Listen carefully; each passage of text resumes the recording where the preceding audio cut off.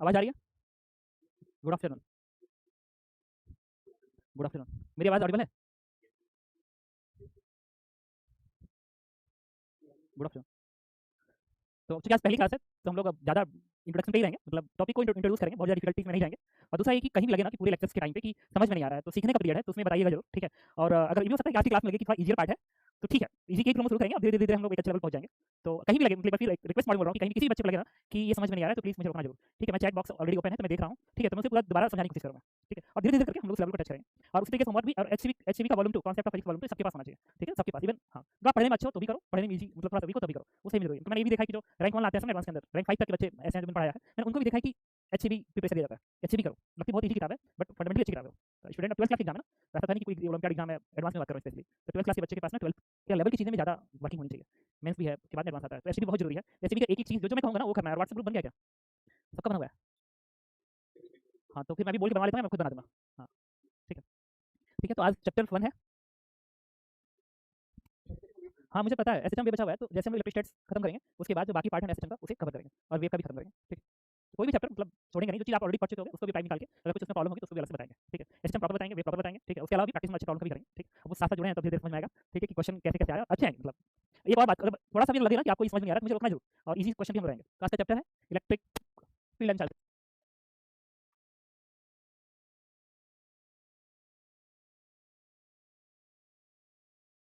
और एक और चीज़, उस मीटिंग में बात हुई थी कि नोट्स होगा ना, आवाज़ नहीं आ रही है? ये बच अच्छा, ठीक है, ओके।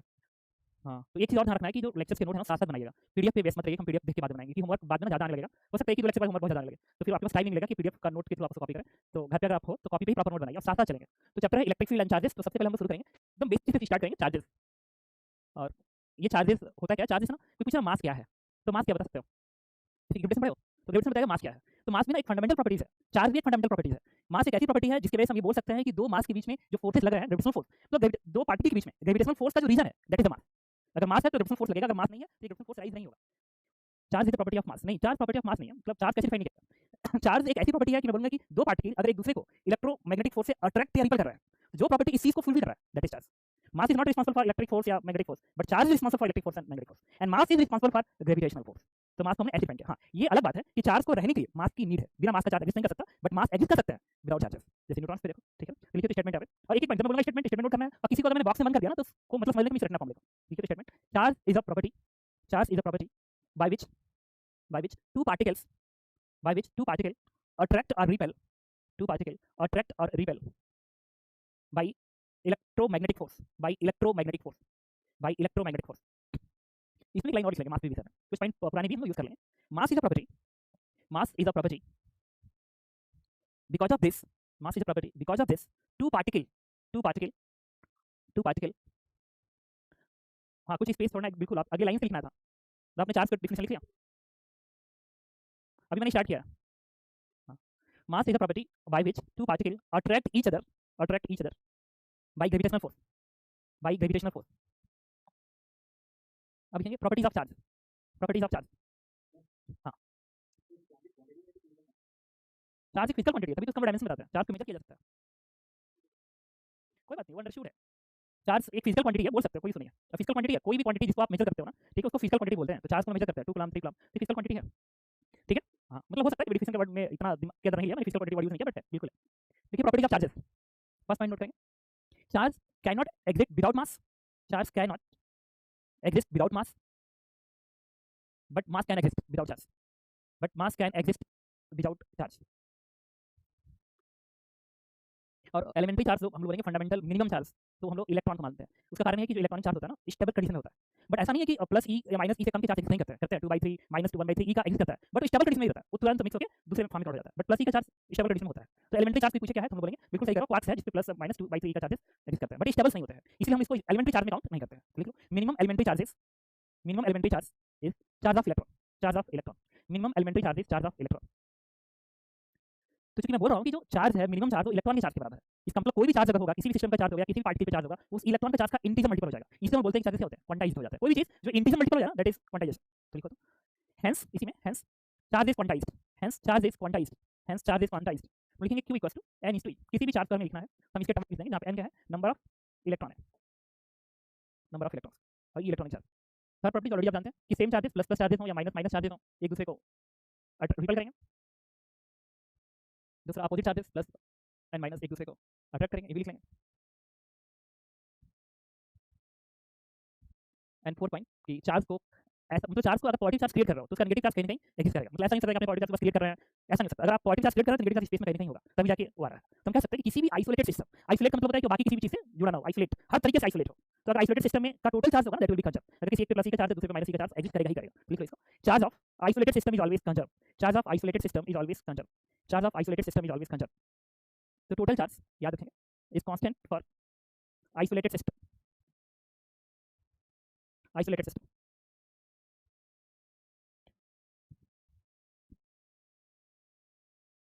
अब एक और हेडिंग लिखो, Coulomb's law, heading Coulomb's law, heading है कूलम्ब्स लॉ, कूलम्ब्स लॉ।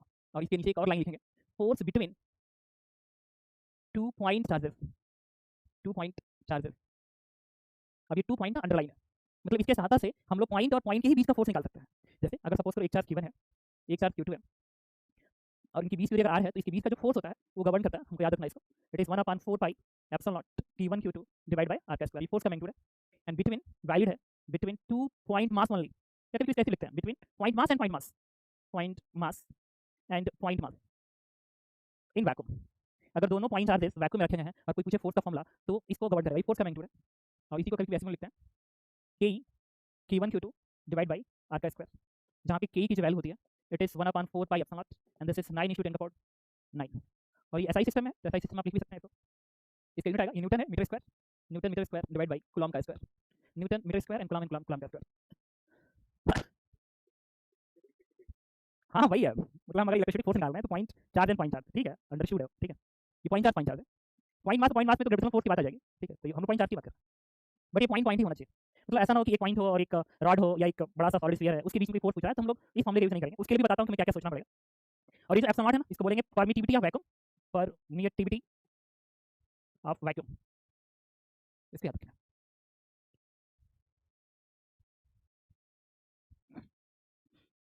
अब देखो अगर ये सेम साइन के चार्ज है ना, पॉजिटिव पॉजिटिव है तो रिपल्सन आएगा, और जो फोर्स होगा ना रेडियली आउटवर्ड होगा। अगर पॉजिटिव चार्जेस हैं तो रेडियली आउटवर्ड फोर्स इस तरीके से दिखेगा। और ये एक्शन रिएक्शन पेयर है, क्योंकि जितना ये इस पे फोर्स लगाएगा ये इसके ऊपर उतना ही फोर्स लगाएगा, तो एक्शन रिएक्शन पेयर भी इसका बनेगा। तो इसको फोर्स वेक्टर लिखेंगे तो माइनस साइन लिखेंगे। देखो अगर ये वेक्टर है यहाँ पे माइनस वेक्टर, बिकॉज़ हम डायरेक्टली मैं यूज कर रहा हूँ, और इन दोनों का मैग्नीट्यूड सेम होगा और इसके बराबर होगा। और ये एक्शन रिएक्शन पेयर। अब एक और बात है, कोई भी फोर्स बिना पेयर का नहीं हो सकता। अगर एक फोर्स एग्जिस्ट कर रहा है तो उसका पेयर बनेगा ही बनेगा, ये भी हमें ध्यान रखना है। अभी हम पढ़ेंगे मैग्नेटिक फील्ड, उसमें ऐसा टर्म्स आता है, ठीक है, कि वहाँ पे पेयर बनता नहीं है, बट वो हमें नहीं लगता कि पेयर नहीं बनता, बट वहाँ भी बनता है। तो वहाँ पे जाएंगे तो उसको क्लियर करेंगे कि पेयर कैसे बन रहा है। बट कोई भी फोर्स विदाउट पेयर एग्जिस्ट नहीं कर सकता। तो अगर एक इस डायरेक्शन है तो दूसरा सब स्पेस का बाकी मिला दिया जाए ना तो उनका रिजल्ट उल्टा बनेगा ही बनेगा। हो सकता है कि इसका इस डायरेक्शन में दूसरे का ऐसा है, बट रिमेनिंग जो पार्ट है ना वो पढ़ाया जाएगा बाद में, एक मोमेंटम ट्रांसफर थ्योरम आता है उसके थ्रू समझाया जाएगा, ठीक है। इसको लिख लो, force can not exist without pair, force can not exist without pair, force can not exist without pair. तो यहाँ पे तो इसका मैंने मैग्नीट्यूड लिखा। अगर मैं इसी को वेक्टर फॉर्म में लिखूं, वेक्टर फॉर्म में लिखूं कि इसके ऊपर जो फोर्स लग रहा है, इस फोर्स का वेक्टर अगर ये Q1 है तो ये कुछ और नहीं होगा के ई Q1 Q2 divide by R square into R cap. क्योंकि जब हमें फोर्स का मैग्नीट्यूड पता है ना, अगर कोई वेक्टर लिखना है तो क्या लिखते हो, वेक्टर इक्वल्स टू ए, ठीक है, बिल्कुल सिंपल। आप magnitude multiply unit vector multiply कर देते हो, तो मैंने इस डायरेक्शन का यूनिट वेक्टर को मल्टीप्लाई कर दिया। अब कुछ किताबों में जाएंगे ना तो उसमें इसको ऐसे लिखा गया होता है के ई Q1 Q2 डिवाइड बाई इस R कैप लिख सकता हूं, R vector upon R cap लिख सकता हूं, R वेक्टर अपॉन R, तो ये बन जाएगा हमारा R vector divide by R cube. एक ही चीज है, इसको अलग से भी ध्यान रखें, कहीं भी लगे प्लीज, सबसे बोल रहा हूं, लगे कहीं भी डाउट मुझे रोकना जरूर फिलहाल। तो ये फोर्स का वेक्टर फॉर्म है। अच्छा, ये जो फोर्स अगर मैं 2 पे निकाल रहा हूं ना तो जो R कैप है वो 2 का ही पोजीशन वेक्टर है 1 रिस्पेक्ट। हम ऐसा नहीं करेंगे कि हम फोर्स इस पे निकाल रहे हैं और बाय चांस गलती से हम इसका पोजीशन वेक्टर इसके रिस्पेक्ट निकालें तो गलत हो जाएगा। और पोजीशन वेक्टर निकालने का तरीका क्या है, इसके कोऑर्डिनेट रिस्पेक्ट में हटा देंगे, x2 का x1 y cap j cap k cap answer हो जाएगा। एक और चीज, क्योंकि इसको मैंने वेक्टर फॉर्म में बता दिया, इसको मैंने स्केलर फॉर्म में बता दिया। नॉर्मली जितने भी क्वेश्चन होते हैं ना 2D प्लेन के अंदर, 2D के अंदर सबको हम इसके साथ निकालते हैं, लेकिन जब भी हम 3D में जाते हैं ना तो 3D वाले क्वेश्चन हम अभी सीखेंगे, इसके साथ हम इजीली कर लेंगे। बट कभी कभी ऐसा लगेगा कि नहीं हमें समझ नहीं आ रहा है, वो डिपेंड करता है। हो सकता है कुछ समझ में आए, 3D पूरा विजुअल समझ में आए, हो सकता है कुछ समझ में ना आए। तो जब भी दिमाग में लगे कि मुझे 3D समझ में नहीं आ रही है, go to the vector methods, क्योंकि सीधे i j k कैप के थ्रू लिंक करके आंसर फाइनल बता देगा, ठीक है। इसको बिल्कुल स्टेटमेंट की तरह से in difficult question लिखते रहना, in difficult question, in difficult question, in difficult question for calculation of force, in difficult question for calculation of force take the help of vector method, take the help of vector method, take the help of vector method, ठीक है। अब देखिए थोड़ा सा ना यहीं पे एक चीज और भी हम साथ में लेके चलेंगे। हाँ बोलो, हाँ of course this is central force, लिख लो Coulomb force is the central force, Coulomb force is the central force. कोई भी फोर्स मैं बता रहा हूँ, कोई फोर्स अगर इस फॉर्म का है, मतलब r वेक्टर, मतलब यहाँ पे कुछ भी आ जाए, यहाँ पे Fr is to R cap के फॉर्म में आ जाए, R कैप के फॉर्म में आ जाए, this is the central force. इस फॉर्म में गया तो सेंट्रल फोर्स बना, central force, and central force is always conservative, कोई भी जो रेडियली आउटवर्ड हो या रेडियली इनवर्ड हो जाए सब सेंट्रल फोर्स है, मतलब आर कैप चलना चाहिए, फोर्स अगर आर कैप तो सेंट्रल फोर्स बनेगा। इसे भी कॉपी कर लो और फिर it is conservative force always, it is conservative force, conservative force, क्योंकि बहुत सारे क्वेश्चन आएंगे डिफिकल्ट जिसमें हम लोग जैसे ही दिखेगा ना आर के प्रोपोर्शनल है, आर वेक्टर डायरेक्शन में, उसका वर्ड अगर निकालना होगा तो हम नॉर्मल इंटरप्रेशन करके पोटेंशियल निकालेंगे और चेंज ऑफ पोटेंशियल करते हैं आंसर मिल जाएगा। तो इसको भी ध्यान रखें। अच्छा यहाँ पे एक चीज और भी हम साथ में लेके चलते हैं, जैसे अभी मैंने कहा कि जो कूलॉम फोर्स है वो point charge and point charge के बीच का फोर्स है, तो जितने भी क्वेश्चन हमारे सामने कूलॉम पे बेस बनेंगे वो पॉइंट चार्ज जैसा होना चाहिए, ठीक है। लेकिन अगर बाई चांस कभी ऐसा हो कि एक पॉइंट चार्ज है और एक रॉड है और कोई पूछे इसके बीच का फोर्स बताओ, हाँ कोर्स इंटीग्रेट करना पड़ेगा। तो देखो इंटीग्रेट करेंगे, तो जब यहाँ पर हम इंटीग्रेट करेंगे ना, इंटीग्रेट करेंगे जब भी जाके इसका एलिमेंट लेंगे तो उसमें एक इंटीग्रेशन का साइन आएगा। लेकिन सपोज तो कभी क्वेश्चन में ऐसा हो एक रॉड है और एक और रॉड है, तभी डबल इंटीग्रेशन कन्वर्ट होगा। हाँ क्योंकि आपको हाँ बिल्कुल अगर कॉलम्स लगाएंगे तो आपको इसमें भी एक एलिमेंट निकालना पड़ेगा, इसमें भी एक एलिमेंट निकालना पड़ेगा, फिर इस एलिमेंट को जब वेरी करेंगे तो एक इंटीग्रेशन आएगा और इस एलिमेंट को वेरी करेंगे तो एक इंटीग्रेशन आएगा, तो डबल इंटीग्रेशन में जाएगा। देखो अभी हम सीखेंगे डबल इंटीग्रेशन क्वेश्चन अटेंड करना सीख लेंगे, उससे भी आराम से करेंगे। बट अब एक पॉइंट आता है कि नॉर्मली बच्चे दिमाग में डबल इंटीग्रेशन जैसे आता है ना, दिमाग का नहीं ये तो मुश्किल हो रहा है, उस केसेस में क्या करना चाहिए। हाँ ये तो डबल इंटीग्रेशन का मैं बता रहा हूँ कि एक को कांस्टेंट रखेंगे बाकी इंटीग्रेट करेंगे फिर पुट करेंगे फिर ठीक है। बट कभी एक और चीज है, हालांकि जब डबल इंटीग्रेशन लगता है तो नॉर्मली बच्चे दिमाग में आता है कि चलो ये मुश्किल चल रहा है, बट इसको भी हम लोग चाहे ना तो रिजॉल्व कर सकते हैं। तो अब ना यही एक पॉइंट और साथ में पढ़ेंगे, ठीक है। आज फिर पार्ट में ज्यादा चल रहा है बट पढ़ेंगे इसको अलग से। इसमें एक टर्म्स और इलेक्ट्रिक फील्ड, ये टर्म्स लिखो इलेक्ट्रिक फील्ड, जो कूलॉम्स लॉ इलेक्ट्रिक फील्ड लगभग एक ही से चलेगा तो साथ लेके चलेंगे तो लिंक करते रहेंगे हमेशा इलेक्ट्रिक फील्ड। तो इलेक्ट्रिक फील्ड को कैसे डिफाइन किया, इलेक्ट्रिक फील्ड को ई वेक्टर से रिप्रेजेंट करते हैं। इसको डिफाइन किया गया कि अब स्पेशली हम लोग पॉइंट चार्ज या किसी भी ऑब्जेक्ट की बात कर रहे हैं। देखो अगर मैं एक पॉइंट चार्ज यहाँ पे प्लेस किया, एक पॉइंट चार्ज प्लेस कर दिया, अब अगर मैं एक दूसरे पॉइंट चार्ज यहाँ पे रखूँ तभी इस पे फोर्स लगेगा जब ये प्रेजेंट, अगर मैं कहूँ कि ये प्रेजेंट ही नहीं है बताओ इस पे फोर्स लगेगा, बिल्कुल नहीं। इसका मतलब अगर मैं यहाँ पे एक चार्ज Q1 रख दिया तो इस पे फोर्स लगेगा। इसका मतलब हुआ ये कि ये जो Q1 है ना, ये Q1 अपने चारों तरफ एक ऐसा स्पेस डेवलप कर रहा है जिस स्पेस के अंदर another charge particle force experience कर रहा है, और वो जो स्पेस है वो इसकी प्रॉपर्टी है, उसकी प्रॉपर्टी नहीं है, क्योंकि इसने स्पेस क्रिएट किया और उसकी स्पेस में second charge particle force experience कर रहा है। इसके स्पेस का जो वेक्टर फॉर्म है this is known as electric field, और इसकी स्पेस का जो स्केलर फॉर्म है this is known as potential, उसको पोटेंशियल बोलेंगे, ठीक है। और पोटेंशियल हो या इलेक्ट्रिक फील्ड दोनों ही इसकी प्रॉपर्टी डिफरेंस समझो ना, लिबरेशन। हां तो पोटेंशियल ये पोटेंशियल अंदर नहीं सेम चीज है, ठीक है। तो इसका डिफरेंस लिखते हैं इलेक्ट्रिक फील्ड का, देखो तो when a charge particle when a charge particle when a charge particle is placed at a point when a charge particle is placed at a point it create an environment in which another charge particle experience force vector form of this space environment vector form of this environment is known as electric field, while scalar form of this environment is known as potential.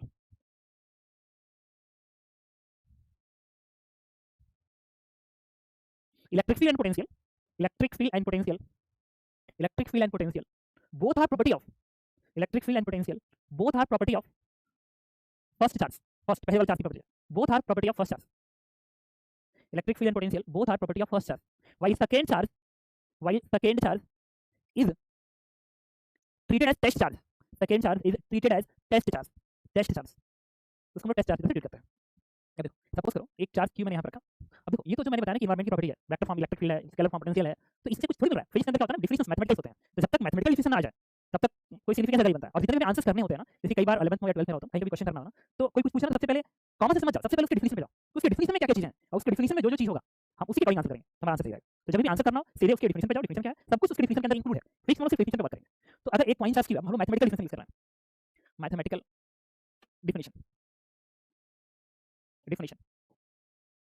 और हाँ जहाँ कभी मैं English लिखता हूँ ना, तो हो सकता है कि उसमें इंग्लिश का मिस्टेक हो सकता है, स्पेलिंग मिस्टेक हो सकता है, क्योंकि याद रहिए मैं प्योर हिंदी बोर्ड से हूँ। हाँ तो इंग्लिश में हो सकता है कि गड़बड़। हाँ ठीक, मैं पहले बता दिया कि ऐसा ना हो कि तुम उसी में दिमाग लगा बैठे हो कि वो इंग्लिश में कुछ ऐसा नहीं, तो मैं लगा रहा हूँ, वो मान लेना कि तुम ही सही हो मैं गलत हूँ, ठीक है। तो एक पॉइंट चार्ज क्यू है और इससे r दूरी पे एक मैंने चार्ज क्यू नॉट रखा है, ठीक है। तो अब इस पे जो फोर्स लगेगा, ये चार्ज पार्टिकल पे जो फोर्स लगेगा, उस फोर्स की वैल्यू होगी this is KQ not divide by r square. तो इलेक्ट्रिक फील्ड को डिफाइन किया गया force on charge Q not divided by Q not, and this is electric field. लेकिन अगर तुम ज्यादा डिटेल में जाओगे ना, यहाँ पे एक लिमिट लगता है क्यू नॉट अप्रोचेस 0, ठीक है। वो इसलिए लगता है कि ऐसा ना कि क्यू नॉट के इसकी वजह से यहाँ पे जो फील्ड आ रहा है उस पे इसकी भी कुछ पोलराइजेशन का इफेक्ट आ जाए, तो इसको इतना छोटा होना चाहिए कि इसके इफेक्ट को क्या करे, नेगलेक्ट कर सके। तो इसलिए हम लोग ना सिर्फ E बराबर F not upon Q not limit लिखते हैं, बट हालांकि इसकी जरूरत हमें कभी नहीं पड़ेगी, और इसी से काम चल जाएगा। E बराबर F not upon Q not. अब अगर मैं इसके यहाँ हटा दूं, अब यहाँ से की वैल्यू बन गई KE Q divide by R का स्क्वायर। अब देखो तो मैं बोल सकता हूँ कि एक पॉइंट चार्ज की वजह से अगर ये पॉइंट अगर क्यू नॉट नहीं होता तो यहाँ पे पॉइंट P है, और पूछे इस पॉइंट P पे फील्ड की वैल्यू कितनी है, इस Q की वजह से this is equal to KE Q divide by R का स्क्वायर। ये मैग्नीट्यूड फॉर्म है, और इसी को अगर मैं वेक्टर फॉर्म में रखूं, वेक्टर फॉर्म में, तो फिर एक बार वेक्टर मल्टीप्लाई कर देंगे KE Q divide by R का square is to R cap लिख देंगे। लेकिन दोनों ही फार्मूले वैलिड है only for point charge, field of point charge only, field of point charge. ये पॉइंट चार्ज अंडरलाइन है, ये पॉइंट कोई पूछे एक पॉइंट ऑफ फील्ड कितना, answer is k q/r square. अब एक चीज देखो, यहाँ से जो f0 आया ना that is q0 * e, but ये जो f0 है मैंने इसका यूज किया, और ये जो फार्मूला है ये तो पॉइंट इंटू पॉइंट के बीच में वैलिड था, और ये जो इलेक्ट्रिक फील्ड है ये जो e है, e अगर मैं इसे भेजूं इट इज q0 * e बराबर f0, ये बनेगा।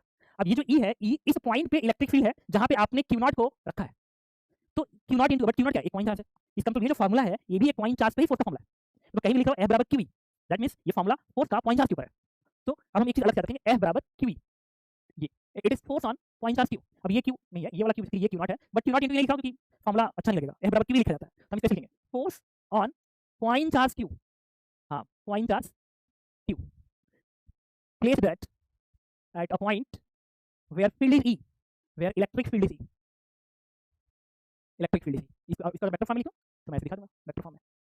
अब ये अलग से याद रखेंगे कि किसी भी पॉइंट चार्ज पे पूछे लेफ्ट साइड पे बॉटम पे फील्ड ऑफ पॉइंट चार्ज लिखा है, ठीक है। अच्छा, इस फॉर्मूले में देखो, इस पॉइंट चार्ज से फोर्स का फॉर्मूला है, बट ये बिल्कुल इसमें लिखा है कि दो पॉइंट के बीच में है। इस फॉर्मूले में खासियत है कि हम किसी पॉइंट पे फोर्स निकाल सकते हैं। तो जो हम यहाँ पे बात कर रहे थे इस क्वेश्चन में, जहाँ हम डबल इंटीग्रेशन की बात किए थे, ठीक है, जैसे हम यहाँ पे बात किए थे कि मान लो एक रॉड है और एक और रॉड है, अब मैं पूछूं कि बताओ इसके बीच में कितना फोर्स लगेगा, तो आपकी बात हमें डबल इंटीग्रेशन की जरूरत नहीं पड़ेगी। हम क्या करेंगे कि इस रॉड, यहाँ पे एक एलिमेंट लिया मैंने, dx थिकनेस का एलिमेंट लिया, इसका चार्ज मैंने dq लिख दिया, और ये जिस पॉइंट पे ये कोई पॉइंट चार्ज है, dq एक पॉइंट चार्ज बन गया, और ये पॉइंट चार्ज जहाँ पड़ा हुआ है वहाँ पे अगर मैं इस पूरे की वजह से इलेक्ट्रिक फील्ड दूँ तो जो ई आएगा उस ई में इंटीग्रेशन नहीं आएगा, वो अलग से मैं इंटीग्रेट करूंगा। इस रॉड का इस वाले पॉइंट पे इलेक्ट्रिक फील्ड के लिए मुझे अलग से इंटीग्रेट करना पड़ेगा, और जब मैं इसका यहाँ पे इलेक्ट्रिक फील्ड लिखूंगा तो इसके चार्जेस से मुझे कोई मतलब नहीं है, क्योंकि यहाँ का इलेक्ट्रिक फील्ड इसकी प्रॉपर्टी है। अगर यहाँ की इलेक्ट्रिक फील्ड इसकी प्रॉपर्टी है तो जब मैं यहाँ पे इलेक्ट्रिक फील्ड लिखूंगा तो मुझे जरूरत ही नहीं है, और उसको अलग से इंटीग्रेट पहले कर लूंगा, और एक बार यहाँ पे आ गया तो उसमें कोई इंटीग्रेशन बचा नहीं, अब फिर dq का एक सिंगल इंटीग्रेशन पे फिर आंसर देगा। मतलब हम इसका अलग इंटीग्रेशन करेंगे, इसका अलग इंटीग्रेशन करेंगे, आंसर आएगा, और दोनों एक साथ नहीं दिखेगा। अगर मैं किसी की हेल्प ले लूं तो, और अगर मैं डायरेक्ट कॉलम से हेल्प ले लूं तो मुझे डबल इंटीग्रेशन एक ही में दिखेगा। एक्चुअल में ये भी वही चीज है, एक तरह से देखो तो सेम ही है, क्योंकि डबल इंटीग्रेशन चल रहा है। हाँ वही बात, जो डबल इंटीग्रेशन चल रहा है उसमें क्या किया कि एक जो इंटीग्रेशन है उसको एक को कांस्टेंट माना, इसको किया इंटीग्रेट हो गया, फिर स्क्वायर किया, इसमें मैंने उसको पहले अलग रखा, दिखा नहीं बस, इसमें बाद में, तो चीजें तो एक ही हैं बेसिकली। हाँ हाँ बिल्कुल, वो टेस्ट चार्ज हो गया। अब कुछ सिंपल क्वेश्चन पहले कर लेते हैं। एक चार्ज यहाँ पे q0 है, यहाँ पे 2 q0 चार्ज है, यहाँ पे एक चार्ज, एकदम सिंपल क्वेश्चन है, तो कहीं भी लगे तो मुझे रोकना। ये डिस्टेंस सपोज करो a के बराबर है, ये भी डिस्टेंस a के बराबर है, और ये q0, इसको भी q0 ही लिखते हैं ताकि कैलकुलेशन थोड़ा इजी रहे, ये भी q0, ये भी q0, ये भी q0, तो मुझे इस वाले पॉइंट पे नहीं, पॉइंट चार्ज पॉइंट है जहाँ पे q0 पड़ा हुआ है, लिखो तो question, find net force on charge place at point a, find net force